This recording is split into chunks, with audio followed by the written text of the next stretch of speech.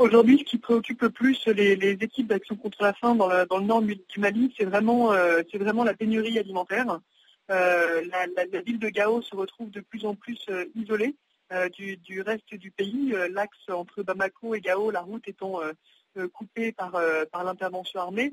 La fermeture avec la frontière algérienne a coupé aussi la route qui allait vers l'Algérie. Il reste aujourd'hui uniquement la voie par le Niger. Avec les bombardements en ce moment du côté de Ansongo, on suppose que très peu de commerçants osent prendre cette route par le Niger, et on craint qu'en plus dans les jours à venir, avec une potentielle intervention terrestre via le Niger, cet axe soit également fermé, ce qui enfermerait totalement la région de Gao, qui savait que l'effondrement économique de cette zone depuis 9 mois, et là maintenant avec les problèmes d'approvisionnement et de hausse des prix, clairement, les habitants sont aujourd'hui dans la survie plus qu'autre chose.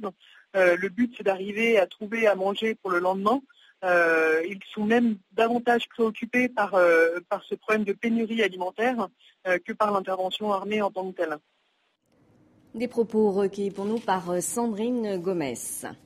Ils sont nombreux à quitter le sol libyen. Selon Londres, une menace imminente pourrait viser des Occidentaux. Le Royaume-Uni, mais aussi les Pays-Bas et l'Australie appellent leurs ressortissants à quitter immédiatement Benghazi, théâtre de violence, notamment depuis l'attentat en septembre dernier contre le consulat américain qui avait coûté la vie à 4 personnes, dont l'ambassadeur américain Chris Stevens.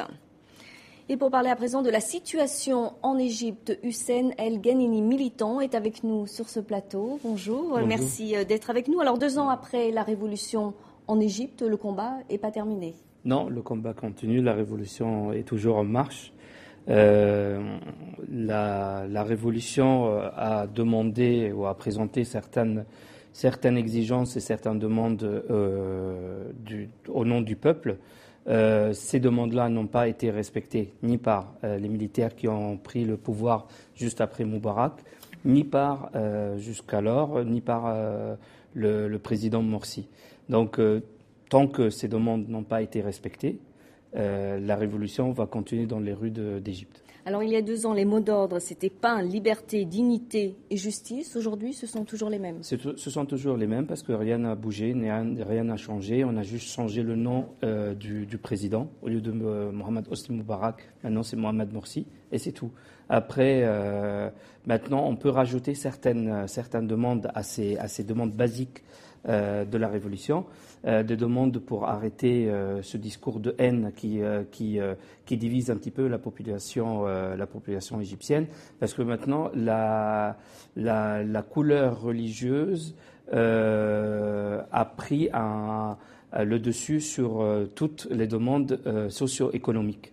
C'est-à-dire que maintenant, si on manifeste contre le président Morsi, donc on manifeste contre l'islam. Alors, je l'ai dit tout à l'heure, il va y avoir une grande manifestation tout à l'heure à Paris. Que demandez-vous précisément ? Précisément, on revient sur les demandes basiques de la Révolution.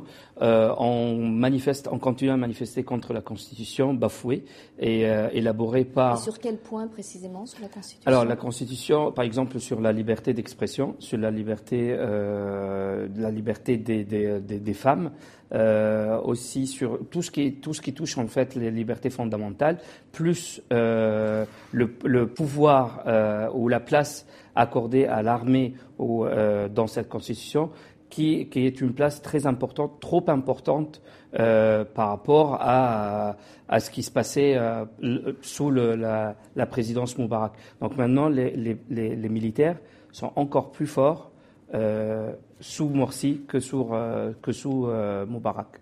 On attend aussi demain le verdict dans le procès du match de football à Port Saïd, où il y avait eu, je vous le rappelle, 74 morts en février dernier. Est-ce que vous pensez qu'il va y avoir des débordements ?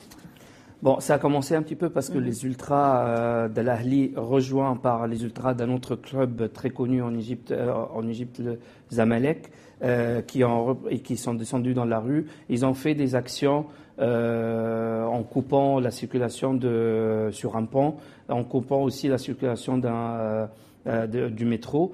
Et actuellement, à Port Saïd, c'est maintenant les ultras de Port Saïd qui ne veulent pas porter le chapeau, qui protestent contre un procès qui est mal fait et mal dirigé. Et maintenant, apparemment, ils ont pris le port de Port Saïd. et il menace de déclarer Port Saïd comme ville indépendante. Merci beaucoup Hussein El Ghanimi. Je rappelle que vous êtes militant. Merci beaucoup. En Syrie, après 2 ans de conflit, les troupes du régime continuent de pilonner la périphérie de Damas et la ville de Homs, considérée comme la capitale de la révolte contre le régime de Bachar al-Assad. Le président syrien est d'ailleurs apparu à la télévision d'État alors qu'il participait à une cérémonie religieuse. Reza Pounewachi. Moment de recueillement pour Bachar al-Assad. Filmé par la télévision d'État, le président syrien prie dans cette mosquée du nord de Damas. Ce jeudi est un jour de commémoration pour les musulmans. On célèbre la naissance du prophète Mahomet. Dans la salle de prière pleine à craquer, les fidèles se pressent pour saluer leur chef d'État qui distille au compte-gouttes ses apparitions publiques. Son ministre du culte va profiter de l'occasion pour lancer un appel au retour de la sécurité dans la patrie. Au même moment pourtant, les forces du gouvernement ne cessent pas le combat. Bien au contraire. À Homs, capitale de la révolution contre le régime, les troupes loyalistes pilonnent la ville depuis 5 jours. Bilan provisoire, plus de 70 morts. Scène identique à Daraya dans le sud du pays. Les images amateurs de bombardements se succèdent, que ce soit par avion ou sur le sol. Début janvier, Bachar al-Assad proposait un plan de sortie de crise comprenant la fin des opérations militaires. Les Syriens l'attendent toujours. Depuis le début du conflit, la Syrie compte 60 000 morts. Et le dossier syrien est d'ailleurs au menu des discussions à Davos où Ban Ki-moon a appelé le Conseil de sécurité à se montrer uni. Au cœur des débats aussi, la situation au Mali. Cette année, le Forum économique mondial est marqué par la présence de nombreux dirigeants africains. Ronald Casterino.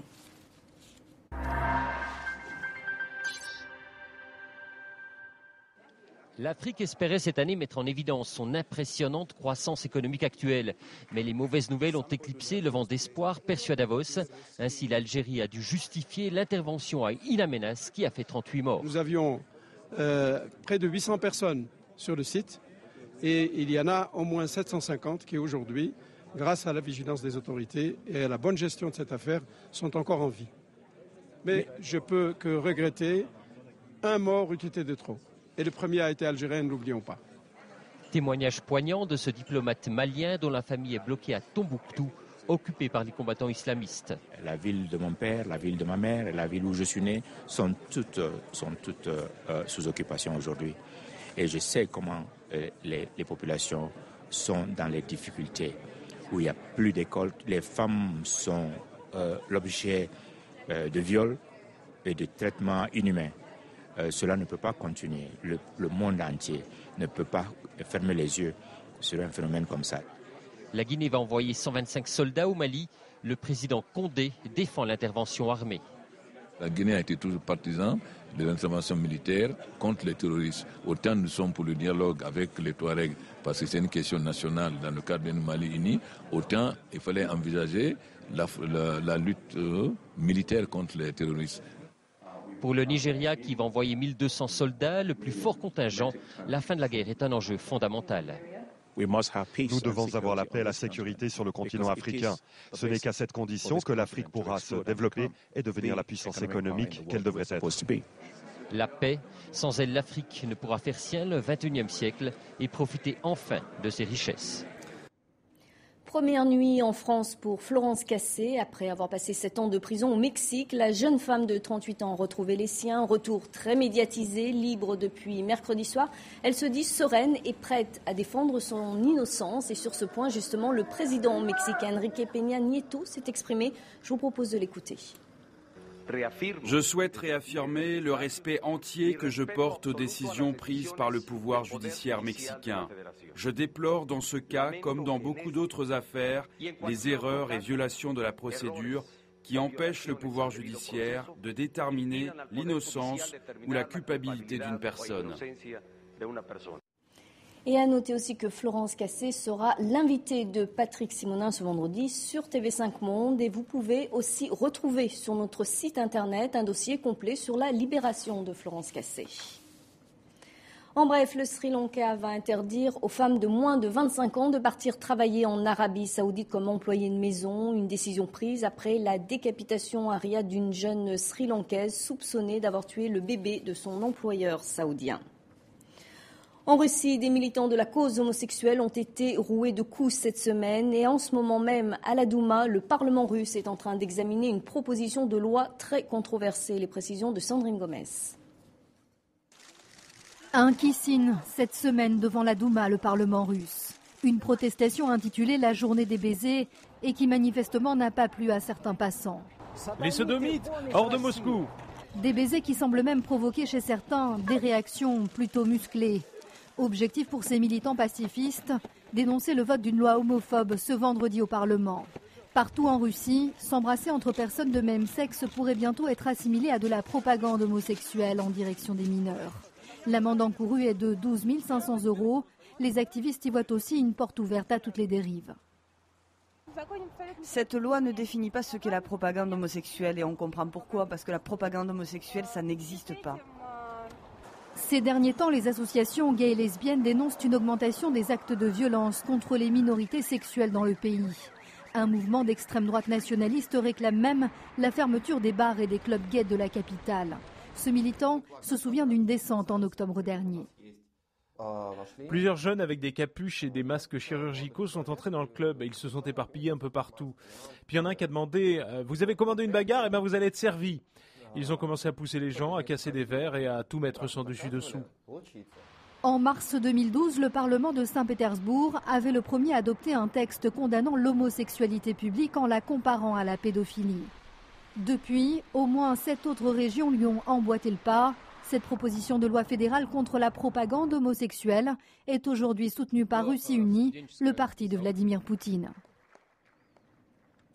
Mauvaise nouvelle pour Apple, son action s'est effondrée jeudi, elle est retombée à son plus bas niveau depuis près d'un an. Depuis quelques mois, le marché boude la marque à la pomme et s'inquiète de sa capacité à continuer d'innover sans son patron visionnaire Steve Jobs, décédé l'an dernier. Reza Pounewachi. Pour la première fois de son histoire, Apple a connu son jeudi noir. À la bourse de New York, l'action du géant de l'informatique est tombée à son plus bas niveau depuis près d'un an. Le titre a perdu plus de 12% pour clôturer à $450, soit $300 de moins que sa valeur record en septembre dernier. De quoi surprendre les marchés financiers. Les gens de la bourse ne perçoivent plus Apple comme avant.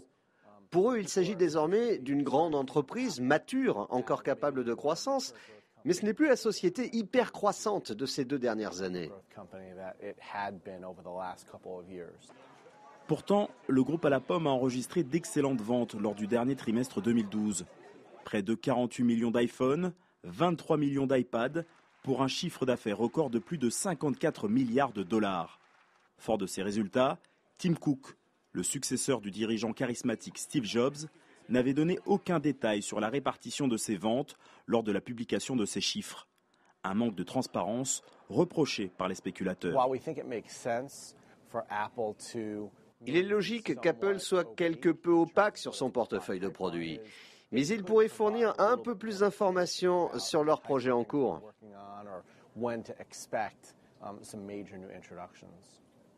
Des projets comme le développement des télés directement connectées à Internet, des iTV qui n'ont pas encore séduit le grand public. En tout cas, cette déconvenue d'Apple devrait ravir ses concurrents à l'instar du sud-coréen Samsung. Pour rester en haut du pommier, l'entreprise américaine va devoir s'implanter dans d'autres territoires comme l'Asie du Sud-Est, l'Amérique latine et l'Europe de l'Est.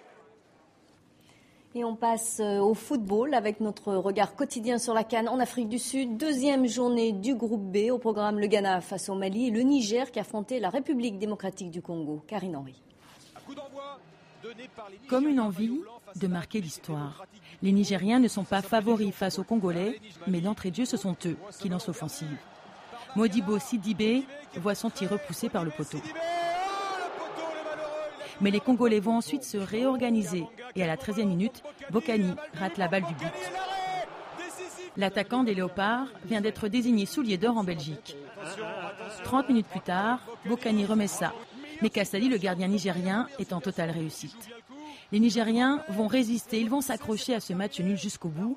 Score final, 0-0. C'est historique, c'est la première fois que le Niger marque un point dans une phase finale de CAN. comme un goût de revanche. Lors de la dernière Coupe d'Afrique, le Ghana et le Mali se sont retrouvés en petite finale et c'est le Mali qui avait chippé la 3e place en s'imposant 2-0. Cette fois-ci, les Black Stars prennent les devants. Dès la 6e minute, le gardien ghanéen touche le ballon en dehors de sa surface. Daouda prend un carton jaune, il s'en sort bien, les Black Stars auraient pu finir à 10. Et puis, 36e minute, le Ghana, toujours lui, va bénéficier d'un pénalty. Faute du défenseur malien Tamboura sur Badou, pénalty donc, et c'est Wakaso qui s'y colle. 1-0 pour les Black Stars, on en restera là. Victoire du Ghana qui se relance dans la course à la qualification. Au classement de ce groupe B, le Ghana est seul en tête avec 4 points. Mais attention, chaque équipe a encore son destin en main. Et à suivre ce vendredi, le groupe C, 2e journée. Là encore, la Zambie, tenant du titre, vous le voyez, affronte le Nigeria. Et dans la soirée, le Burkina Faso sera opposé à l'Éthiopie. Et ainsi se referme ce journal. Vous pouvez bien sûr retrouver toute l'information sur notre site, le www.tv5monde.com. Merci de votre fidélité et à très bientôt.